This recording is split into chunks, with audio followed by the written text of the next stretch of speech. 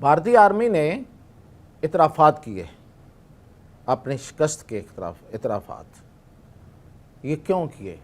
کیا فوجیں اپنی شکست مانتی ہوتی ہیں؟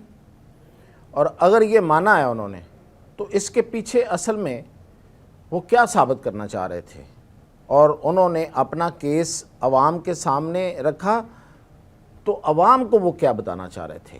یہ بہت بڑا سوال ہے. اور اس کے علاوہ میں آج آپ کو بتاؤں گا کہ انڈین آرمی کے ساتھ 7 مئی کے بعد اگلی 2 راتوں میں ہوا کیا. ایک ریکیپ، ایک مختصر سی کہانی، ایک سمری آپ کو دوں گا تاکہ سب کو یاد ہو کہ اصل میں پاکستان جب جواب دینے میں آیا تو اس نے پھر کیا کیا، انڈین آرمی کے ساتھ ہوا کیا. تھوڑی سی تفصیل تو اس کی طرف چلتے ہیں، ان سوالوں کی جواب کی طرف. میاں طاہر، سب سے پہلے تو آپ نے سنا ہوگا کہ ڈپٹی آرمی چیف انڈیا وہ خود میڈیا میں آئے، ایک انہوں نے سیمینار سے خطاب کیا اور اس میں انہوں نے ان ڈیٹیل ڈسکس کیا کہ بھارتی آرمی کو شکست کیوں ہوئی پاکستان کے ہاتھوں. پہلی بات تو یہ ہے کہ انہوں نے شکست تسلیم کی. انڈیا پورا اس شکست کو تسلیم نہیں کر رہا تھا، مودی نے نہیں کی، گورنمنٹ نے نہیں کی، اور ان کا میڈیا تو خیر اس کی تو بات ہی چھوڑے، وہ تو 360 ڈگری پہ چل رہا تھا کہ پاکستان کو ہم نے فتح کر دیا، ستیہ ناش کر دیا، پتہ نہیں کیا کیا کر دیا. اب یہ جو راہل سنگھ ہیں، انہوں نے جو ساری ڈیٹیل بتائی ہے، آخر کیا جو آرمیز ہوتی ہیں وہ کبھی اپنی شکستیں تسلیم کرتی ہیں؟ یہ پہلی دفعہ ہوا ہے، یا کہیں پہلے کسی وقت اگر ہوا ہوگا تو میرا نہیں خیال کہ کسی کی یادداشت میں ہوگا. اور انہوں نے اس شکست میں جو سب سے بڑی بات کی ہے وہ یہ کی اپنی طرف سے کہ ہم ایک تھے، یعنی کہ انڈیا ایک طرف تھا اور ہمارے سامنے 3 دشمن تھے. یعنی کہ انڈیا کے مقابلے میں انہوں نے کہا کہ ہمارے خلاف ہم اکیلے لڑ رہے تھے اور دوسری طرف سے 3 لڑ رہے تھے ملک. اس میں اس نے پاکستان تو اس نے کہا کہ وہ ایک فیس تھا، جبکہ اس کے پیچھے چائنا تھا اور ساتھ ترکی تھا. اچھا چلیں ایک لمحے کے لیے یہ بات مان لیتے ہیں، پھر میں آگے جا کے بتاؤں گا کہ یہ ایسا تھا یا نہیں تھا. ایک لمحے کے لیے مان لیتے ہیں کہ انڈیا اکیلا تھا اور ہم 3 تھے.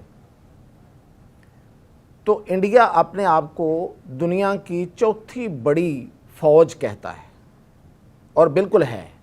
بجٹ ان کا دنیا میں پہلے نمبر پہ امریکہ، دوسرے پہ چائنا، تیسرے پہ رشیا اور چوتھے پہ انڈیا. سب سے بڑا دفاعی بجٹ، سب سے بڑی فوج حجم میں، نمبرز میں، یعنی کہ کتنے لاکھوں فوج ہے. اور پھر ایک فوج نہیں ہے اس کے پاس، 3 افواج جو ہیں وہ سب سے بڑی. سب سے زیادہ اس کی وار انڈسٹری ہے، یعنی کہ پاکستان اور باقی ملکوں کے مقابلے میں اوپر والے 3 ملکوں کے بعد بہت بڑی وار انڈسٹری ہے. اتنا بڑا ملک ہے اور وہ یہ کہہ رہا ہے کہ میرے خلاف جو ہے وہ 3 ملک لڑ رہے تھے. تو اب میں آپ کو بتاتا ہوں کہ انڈیا کے ساتھ کون کون تھا. دیکھیں، انڈیا، اسرائیل کے کیا وہاں پہ ماہرین نہیں بیٹھے ہوئے تھے؟ پوری دنیا نے مانا ہے اس بات کو.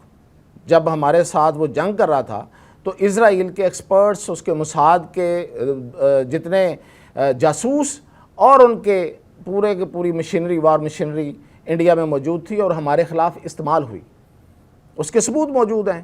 ان کے جو ڈرون آئے اور جس طریقے سے انہوں نے ان ڈرونز کو ان کے ایکسپرٹس نے اڑایا، کیا پوری جو ٹرمپ انتظامیہ ہے، J D Vance, Marco Rubio اور بہت اور لوگ بھی آپ کو پتہ ہے وہاں پہ، وہ سارے کے سارے انڈین لابی نہیں ہیں، وہ انڈیا کے پیچھے نہیں تھے. ٹرمپ کی گیم کچھ اور ہے، یہ پھر کسی وقت میں آپ کو سمجھاؤں گا. کیا انڈیا کے ساتھ اسرائیل کی اور اس کی باقاعدہ مدد تھی؟ پھر اگر آپ یہ کہتے ہیں کہ ہم نے اسلحہ لیا چائنا سے، تو آپ نے رافیل فرانس سے لیے. آپ کے جو میزائل ہیں وہ فرانس سے آئے اور یو کے سے آئے. آپ کا جو S-400 جس پہ آپ کو بڑا فخر تھا، یعنی کہ جو دفاعی سسٹم ہے جس کے ہوتے ہوئے آپ کہتے تھے کہ انڈیا کی طرف کوئی چیز آ نہیں سکتی، انڈیا کی حدود میں کوئی چیز داخل نہیں ہو سکتی، وہ روس کا ہے۔ آپ کے جہاز اگین رشیا سے اور فرانس سے ہیں، اور پھر آپ کا جو براموس جس پہ آپ بڑا فخر کرتے ہیں وہ بھی روس کا ہے، اس کا نام آپ نے بدلا ہوا ہے۔ اچھا جی، جو ہمارے خلاف جو ڈرون آئے ہیروپ وہ اسرائیل کے ہیں، اور اسی طرح جو ڈرون میزائل آئے چھوٹے میزائل وہ بھی اسرائیل کے ہیں۔ آپ کا اپنا کیا ہے؟ ایک تیجس جہاز، اس کا انجن USA کا ہے، اس کے راڈار جو ہیں وہ اسرائیل کے ہیں، اس کے ایویونکس جو ہیں یعنی کہ جو الیکٹرانکس ہیں وہ اسرائیل کے ہیں، اس کا ایئر فریم جو ہے وہ فرانس کا ہے، اور میزائلز پھر اسرائیل اور فرانس کے ہیں۔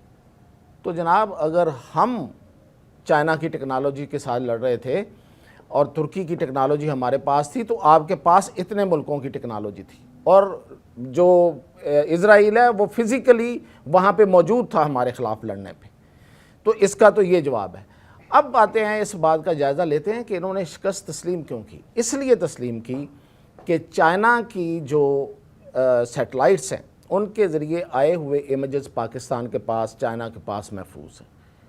اب ان کو یہ خطرہ تھا کہ یہ کسی وقت بھی سامنے آ جائیں گے، اور پھر جو سبکی ہوگی وہ شاید ان سے برداشت نہیں ہوگی۔ تو ایک وجہ تو یہ ہے کہ انہوں نے کہا کہ خود ہی مان لیتے ہیں، اور وہ انہوں نے خود مان لیا۔ اچھا، اب دوسری وجہ کیا تھی؟ دوسری وجہ یہ ہے کہ یہ مودی کا فیصلہ تھا جنگ لڑنے کا، یہ افواج کا فیصلہ، انڈین افواج کا فیصلہ نہیں تھا۔ انڈین فوج کے جو جتنے بھی چیفز ہیں، جب یہ اس جنگ سے پہلے مودی نے ان کو بلایا اور ان سے مشاورت کی، تو انہوں نے ایک ہی مشورہ دیا تھا کہ ہمیں پاکستان کے ساتھ جنگ نہیں کرنی ہے۔ ظاہر ہے ان کے پاس ریزنز تھی، انہوں نے ریزنز دی ہوں گی، لیکن مودی نے اس کو نہیں مانا اور اس نے ایک سیاسی فیصلہ لیا۔ تو اس وجہ سے فوج جو ہے وہ اس وقت اپنے آپ کو یہ ثابت کرنے پہ کی طرف آ رہی ہے انڈیا میں کہ یہ ایک سیاسی جنگ تھی، ہم نے یہ جنگ نہیں لڑی، اگر ہم نے یہ جنگ لڑی ہوتی تو ہم جیت جاتے۔ اور سب سے بڑی بات جو میں آپ کو بتا رہا ہوں وہ وہی والی بات ہے جو میں پہلے کر رہا تھا کہ یہ اپنے آپ کو دنیا کی چوتھی بڑی فوج کہتے ہیں، تو اسی لحاظ سے یہ بجٹ لیتے ہیں۔ یہ جو فوجیں ہیں انڈیا کی، وہ بجٹ لیتی ہیں، لوگوں کی ٹیکس کا منی ٹیکس کی جو رقم ہے وہ وصول کرتی ہیں۔ تو اس کو جسٹیفائی کرنا تھا، یہ بتانا تھا کہ ہم پہ جو خرچ ہو رہا ہے یا ہم جو فوجیں خرچ کر رہی ہیں وہ جسٹیفائیڈ ہے، کیونکہ ہمیں 3 ملکوں کے خلاف لڑنا پڑا۔ تو یہ ایک سب سے سٹرونگ پوائنٹ ان کا، اس لیے وہ آئے ہیں اور انہوں نے آ کے اپنی شکست تسلیم کی ہے۔ اب میں آپ کو تھوڑی سی ریکیپ دیتا ہوں کہ اصل میں انڈیا کے ساتھ ہوا کیا۔ بہت ساری چیزیں تو راہل سنگھ نے مانی ہیں، اس نے یہ مانا ہے کہ پاکستان کی جو الیکٹرانک اور وارفیئر اسٹریٹجی تھی اور الیکٹرانک اور وارفیئر صلاحیت ہے، اس نے ان کو پیرالائز کر دیا تھا، جیم کر دیا تھا انڈیا کو۔ کیسے ہوا تھا؟ دیکھیں، سب سے پہلے تو جو ان کی جہاز اڑے ہیں، انہوں نے 7 مئی کو ہمارے سرزمین کی طرف انہوں نے حملہ کیا۔ اس کے بقول کہ اس نے پہلے بتایا کہ دیکھیں یہ نان ایسکلیٹری ہے، ہم مخصوص جگہوں کو نشانہ بنا رہے ہیں، بس اتنا ہی سمجھیے گا۔ کتنی بڑی حماقت ہے کہ ایک فوج دوسری فوج کو یہ کہے کہ ہم آپ کی حدود میں حملے کر رہے ہیں، لیکن آپ اس کو ہماری طرف سے محاذرہ ہی نہ سمجھیے گا، جنگ نہ سمجھیے گا۔ آپ کسی کی حدود کی، کسی کی ساورنٹی کی، کسی کی سالمیت کی آپ خلاف ورزی کر رہے ہیں اور اس کے اندر جا کے اس کو مار رہے ہیں، تو وہ اس کو اپنے آپ پہ حملہ نہ سمجھے۔ یہ کیسی عجیب بات ہے، اور یہ کتنی کچی بات ہے۔ کوئی ماہر پروفیشنل فوج کا افسر یہ بات کر ہی نہیں سکتا اگر انہوں نے یہ کی ہے تو، یعنی کہ انہوں نے اگر یہ کنوے کیا تھا، بات تو انہوں نے کی ہے۔ اچھا، دوسری بات یہ ہے کہ جب انہوں نے حملہ کیا ہے تو اس کے بعد پاکستان نے اپنی حدود کے اندر رہ کے، انہوں نے انڈین حدود میں داخل نہیں ہوئے، یہ آن ریکارڈ ہے، یہ انڈینز بھی مانتے ہیں۔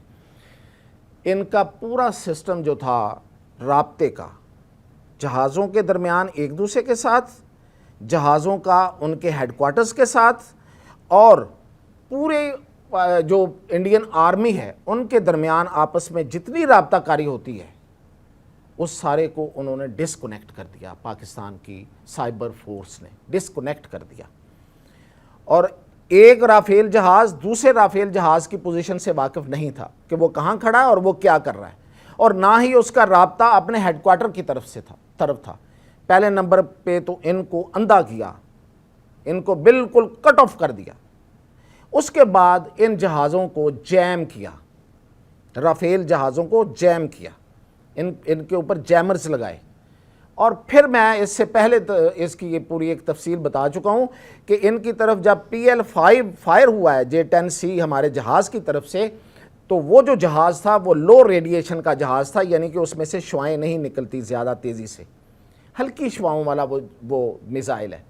وہ جب میزائل جا رہا ہوتا ہے تو اس کو اگلا راڈار پکڑ نہیں سکتا، تو یہ جب انہوں نے اپنا میزائل فائر کیا ہے تو جہاز کے راڈار کو اور انڈین جو سرفیس پہ لگے ہوئے راڈار ہیں ان کو پتہ ہی نہیں چلا کہ اس طرف جو ہے وہ میزائل آ رہا ہے۔ اور پھر انہوں نے میزائل فرض کریں اس طرف فائر کرنا تھا، ہٹ کرنا تھا، تو فائر انہوں نے سامنے کی طرف کیا، اور اوپر کھڑے جہاز نے ان کو ڈائریکشن بتائی رستے میں جا کے کہ اب تمہیں اس طرف جانا ہے۔ تو ہر طرح سے ان کو کنفیوز کیا، اور اس طرح سے انہوں نے ان کے 6 جہاز گرا دیے۔ جب 6 جہاز گرے ہیں، کسی جہاز کو نہیں پتا تھا کہ اس کے دوسرے جہاز کے ساتھ کیا ہوا ہے۔ ایون جو ان کے ہیڈ کوارٹرز ہیں ان کو نہیں پتا تھا کہ ہمارے جہازوں کے ساتھ کیا ہوا ہے، کیونکہ پوری کمیونیکیشن جیم تھی، ختم تھی، ان کی کمیونیکیشن ختم تھی۔ جب یہ جہاز جو بھی اپنے مشن پہ آیا ہوا تھا، آپ کو پتا ہے کہ کتنے جہاز انہوں نے اڑائے تھے، 125 جہاز اڑائے تھے۔ جب یہ جہاز واپس اپنے رن ویز پہ گئے ہیں تو رن ویز کی بجلیاں بند تھیں، رن ویز کی لائٹیں آف تھیں، یعنی کہ ان کو اترنے کے لیے بھی کوئی گائیڈنس سسٹم موجود نہیں تھا۔ وہ اپنے طور پہ اترے۔ اس کے بعد ہر پائلٹ نے اپنے گھر ایک اطلاع کرنی ہوتی ہے، وہ جنگ سے آیا کہ اسے بتانا ہوتا ہے کہ میں خیر خیریت سے اپنے والدین کو، اپنے بچوں کو۔ جب وہ پائلٹ فون ملا رہے تھے ان کے فون نہیں مل رہے تھے، ان کے گھر والوں سے رابطے نہیں ہو پا رہے تھے، ان کے ہیڈ کوارٹر کے ساتھ کوئی رابطہ نہیں ہو پا رہا تھا، اور ہر بندہ فزیکلی دوڑ کے جا کے بتا رہا تھا کہ کیا ہوا ہے، پوچھ رہا تھا کہ کیا ہوا ہے۔ اور آپ کو پتا ہے کہ اس کے بعد کیا ہوا؟ پورے انڈیا کے ہاف جو ایک ایریا تھا جو ٹارگٹ تھا اس کی بجلی بند ہو گئی، لائٹ آف۔ یہ تو میں آپ کو بتا رہا ہوں کہ ان کا پورا الیکٹرانک سسٹم انہوں نے پہلے جیم کیا، اس کے بعد لائٹس آف، پورا انڈیا، آدھے انڈیا کی بجلی بند۔ یہ تھا وہ موقع جس کو ان کے چیف آف ڈیفنس نے یہ مانا ہے کہ جو انڈین ایئر فورس تھی وہ گراؤنڈ ہو گئی تھی، اور 2 دن تک، نو ڈاؤٹ 2 دن تک، وہ صحیح کہہ رہا ہے، 2 دن تک انڈیا کا کوئی جہاز نہیں اڑا، کیونکہ وہ اڑنے کے قابل نہیں تھا، ان کا سارا سسٹم بیٹھا ہوا تھا۔ اور اس دوران پھر کیا ہوا ہوگا آپ کے خیال میں؟ میں بتا دیتا ہوں۔ اس دوران یہ ہوا کہ پاکستان ایئر فورس نے انڈیا کی فضاؤں پہ راج کیا، اپنی مرضی سے فلائی کیا، اپنی مرضی کے ٹارگٹس کو ہٹ کیا۔ 34 ایئر بیسز ان کی ہٹ کی۔ براموس بیٹری، جہاں سے براموس فائر ہوئے تھے پاکستان کی طرف، اس کو اڑا دیا ادھمپور میں۔ ادھمپور میں لگے ہوئے ہمارا ایک جہاز جاتا ہے، ایک پائلٹ جاتا ہے JF-17 میں، اور وہ جا کے ادھمپور میں لگے ہوئے ان کے S-400 جو کہ $1.5 ارب کا ہے، اس کو اڑاتا ہے، اور وہیں پہ وہ فلائی کرتے ہوئے پوچھتا ہے کہ مجھے اجازت ہے اگر میں بھوجپور میں لگا ہوا ہے S-400 بھی اڑاؤں؟ وہ اس سے کہیں دور ہے، بھوجپور مدھیہ پردیش میں۔ تو اسے کہا جاتا ہے بالکل تم اگر اڑاؤ تو اڑاؤ۔ وہ جاتا ہے، اور کہاں؟ ادھمپور کشمیر کی سائیڈ پہ، اور کہاں پہ؟ مدھیہ پردیش۔ وہاں جا کے اس کو نشانہ بنا کے اس کو بھی اڑا آتا ہے۔ اور اس کی میں نے بہت پہلے اسی وقت میں نے بتا دیا تھا کہ 2 اڑے ہیں، اور کوئی ماننے کو تیار نہیں تھا۔ آج راہل سنگھ ان کا ڈپٹی آرمی چیف مانتا ہے کہ ہاں اڑے تھے۔ ان کا ڈپٹی آرمی چیف آج یہ بات مانا ہے کہ پاکستان کو ہماری ہر پوزیشن کا، ہر حرکت کرنے سے پہلے والی حرکت کا بھی پتا تھا۔ پاکستان وہاں تک دیکھ رہا تھا جہاں ہم بھی نہیں دیکھ رہے تھے، وہاں تک دیکھ رہا تھا۔ اور میں نے جنگ کے دوران یہ سب سے پہلے آپ لوگوں کو، اپنے ناظرین کو بتایا تھا کہ پاکستان وہاں تک بھی دیکھ رہا ہے جہاں پہ انڈیا کو بھی پتہ نہیں ہے، انڈیا کے اپنے ہیڈ کوارٹرز کو نہیں پتہ۔ تو یہ تھی اصل میں ان کے ساتھ جو ہوا ہے، اور یہ کوئی بہت اچھا نہیں ہوا۔ اور جو بہت اچھا کیا ہے ہاں ان کا ایک میزائل میٹیور، وہ کہتے ہیں جی وہ کیسے نہیں چلا، پوری دنیا پوچھ رہی ہے وہ کیسے نہیں چلا، وہ دنیا کا بہترین میزائل سمجھا جاتا ہے میٹیور، وہ بھی اسی وجہ سے نہیں چلا کہ پورا سسٹم ہی جیم تھا، اور ہر چیز جو تھی اس کو اس کی الیکٹرانک جو لنکیج تھی اور ڈیٹا لنک تھا وہ ختم کر دیا گیا تھا۔ اب جو پاکستان نے احسان کیا ہے نا انڈیا پہ اور انڈین فورسز پہ، وہ یاد رکھیں گی، کسی وقت وہ بھی مان لیں گی، یہ وقت آئے گا، کیونکہ پروفیشنل آرمیز جو ہیں انہوں نے رہنا ہوتا ہے، زندہ رہنا ہوتا ہے، اور وہ جھوٹ کے سہارے زندہ نہیں رہ سکتے۔ پاکستان ایئر فورس نے ان 2 دنوں میں راج کیا ان کی فضاؤں پہ، لیکن ان کو نقصان نہیں پہنچایا، وہ نقصان جو ان کو ہمیشہ کے لیے ختم کر دیتا۔ بالکل ان کے کھڑے ہوئے پلینز کو اگر یہ نشانہ بنا دیتے اور پورے پلین اڑا سکتے تھے، جتنے بیسز پہ کھڑے ہوئے ان کے جہاز، فائٹر جیٹ اور جو بھی جہاز تھے، وہ سارے کے سارے ان کی رینج میں تھے، ان کی تمام جو بڑی فوج کے جو جتنے ہیڈ کوارٹرز تھے وہ ان کی رینج میں تھے، اگر یہ ان میں سے اڑا دیتے تو انڈیا کے پلے بتانے کے لیے کچھ نہ ہوتا۔ تو انہوں نے چونکہ ایک پروفیشنل آرمی ہونے کا، ایک پروفیشنل ایئر فورس ہونے کا ثبوت دیا، اور انہوں نے اتنا ہی جواب، یہ ٹھیک ہے کہ ڈبل جواب دیا جتنا طے کیا تھا، کہ انہوں نے جو کہا اس کے مطابق ہم نے اس سے ڈبل جواب دے دیا ہے، اس سے آگے پھر دیکھیں گے۔ تو یہ ہے اصل پوری کہانی جو آدھی انہوں نے بتائی ہے، میں تو پہلے دن سے پوری بتا رہا ہوں، اور جو میں بتا رہا ہوں اس کی تصدیق بھی وہ بہت جلد کر دیں گے۔ اجازت دیجیے۔